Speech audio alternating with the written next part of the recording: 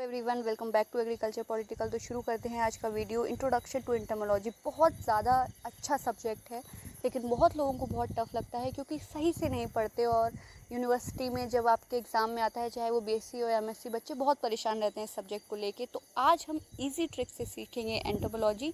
आपके general agriculture में भी पूछा जाता है, और अगर आप इससे सब्जेक्ट से प्रिपरेशन कर रहे हैं तो उसमें भी पूछा जाएगा। बेस्ट पार्ट इज़ ये हैंड रिटन नोट्स हैं, तो आप साथ में नोट्स करते हुए चलिए तो आपको ज़्यादा हेल्पफुल रहेगा। तो शुरू करते हैं एंटोमोलॉजी। तो दो वर्ड्स जो सबको कंफ्यूज करते हैं और आप क्वेश्चन गलत करके आते हैं पेपर में, एंटोमोलॉजी और इंसेक्टा। तो एंटोमोलॉजी ग्रीक वर्ड है और जो इंसेक्टा है वो लैटिन वर्ड है। एंटोमोलॉजी का मतलब ही इंसेक्ट होता है, और जो इंसेक्ट वर्ड है वो जो लैटिन वर्ड से लिया है, जिसका मतलब होता है टू कट इनटू पीसेस। तो एग्जाम में आता है और बच्चे कंफ्यूज हो जाते हैं इसको लेके। और एक जो दूसरा बड़ा प्रश्न बनता है, ये सब मल्टीपल चॉइस क्वेश्चन है, नोट कर लीजिएगा कॉपी में, कि कब ओरिजिनेट हुए थे। तो 250 से 500 बिलियन साल पहले। अगर हम बात करें ह्यूमन की, तो वो 1 मिलियन साल पहले ओरिजिनेट हुए थे। तीसरा आपको टर्म सीखना पड़ेगा, टैगमोसिस क्या होता है, बॉडी रीजन को ग्रुप करना, यानी कि जो जितने बॉडी रीजन है उन्हें हेड, थोरैक्स और एब्डोमेन में बांटना। 3 पेयर ऑफ लेग और 2 पेयर ऑफ विंग्स पाए जाते हैं। विंग्स कभी कभी नहीं होते हैं, लेकिन लेग्स 3 पेयर ज़रूर होते हैं। बात बढ़ते हैं क्लासिफिकेशन की ओर। तो क्लासिफिकेशन में आपको 2 बातें ध्यान रखनी है। पहला ये कि जो उसकी फाइलम है वो आर्थ्रोपोडा है, उसके बाद सब फाइलम यूनिरेमिया है। ये आपको हमेशा याद रखना है, सब फाइलम बच्चे भूल जाते हैं। उसके बाद सुपर क्लास अगर आपके क्वेश्चन में आया तो हेक्सापोडा ही लिखना है। अगर क्लास आ रहा है तो आप इंसेक्टा और हेक्सापोडा दोनों लिख सकते हैं, लेकिन सुपर क्लास में हमेशा हेक्सापोडा रहेगा। इंसेक्टा 72% ऑफ लिविंग एनिमल्स होता है, और आर्थ्रोपोडा को किंग ऑफ फाइलम कहते हैं, सबसे बड़ी फाइलम है।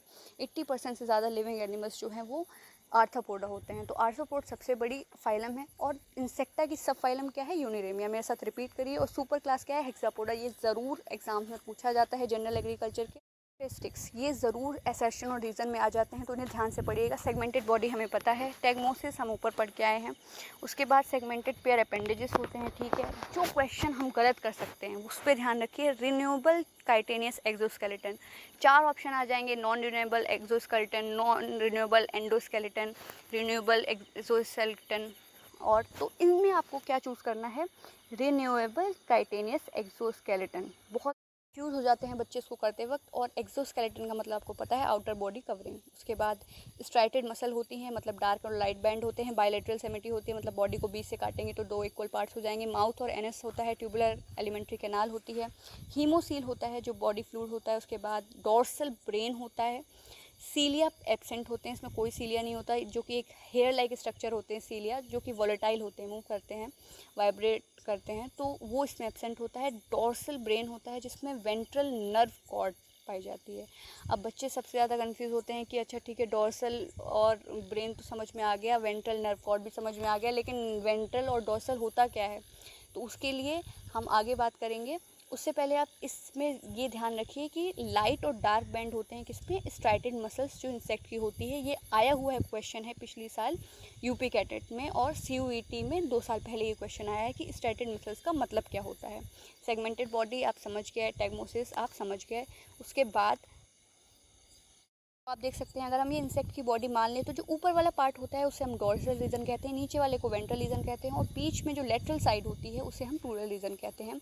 अब ये 3 टर्म्स आपको बहुत याद रखने से, सेफेलोथोरैक्स, ट्रंक और एक्सुविया। एक्सुविया मतलब जो शेडेड क्यूटिकल होती है, जो क्यूटिकल शेड की जाती है। ट्रंक मतलब जब थोरैक्स और एब्डोमेन फ्यूज़ हो जाते हैं और हेड अलग रहता है। और सेफेलोथोरैक्स मतलब हेड और थोरैक्स फ्यूज़ हो जाते हैं लेकिन एब्डोमेन अलग रहता है। क्योंकि ये आगे हम बात करेंगे तो आप कंफ्यूज हो जाएंगे।